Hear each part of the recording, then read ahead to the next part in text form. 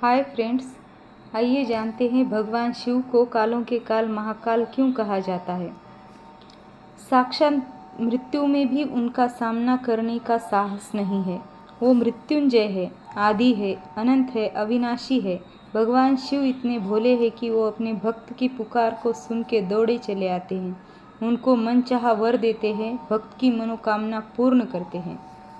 आइए आज हम आपको लिंग पुराण की एक कथा सुनाते हैं, जिसमें काल को भगवान शिव ने प्राण दान दिए थे और अपने भक्त के विश्वास को टूटने नहीं दिए थे।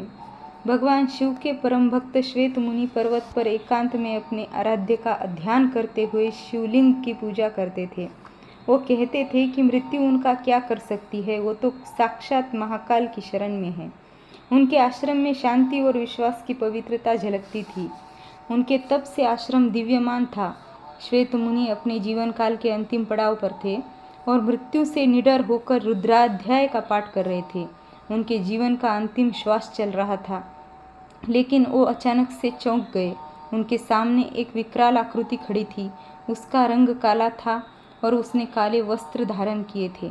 श्वेत मुनि अपने आश्रम के शिवलिंग को करुणामय आंखों से देखकर ओम नमः शिवाय का उच्चारण करते हैं और शिवलिंग को स्पर्श करते हैं और उस विकराल आकृति वाले से प्रश्न करते हैं कि तुम इस आश्रम में क्यों हो और इस आश्रम को दूषित नहीं कर सकते।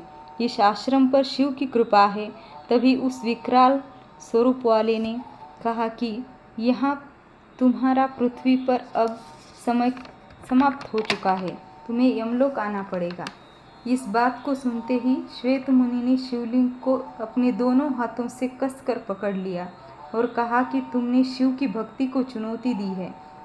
क्या तुम्हें नहीं पता, भगवान शिव तो स्वयं कालों के काल है, महाकाल है। इस पर काल ने कहा कि शिवलिंग शक्ति विहीन है और पत्थर में महादेव को देखना एक भूल है। काल ने श्वेत मुनि को पाश में बांध लिया। तभी श्वेत मुनि ने कहा,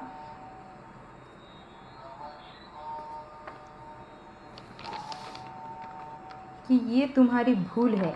महादेव तो कण कण में बसे हैं। विश्वास के साथ उनका आवाहन करने पर वो अपने भक्त की रक्षा करने आ जाते हैं। तभी महादेव माता पार्वती के साथ वहाँ प्रकट हो जाते हैं और काल से कहते हैं, ठहरो, श्वेत मुनि सही कह रहे हैं। मेरा यहाँ प्रकट होना श्वेत मुनि के विश्वास के अधीन है। तब काल भगवान शिव को देखकर प्राणहीन हो जाता है, वह शक्तिहीन हो जाता है। श्वेत मुनि भगवान शिव की स्तुति करने लगते हैं। तभी भगवान शिव कहते हैं,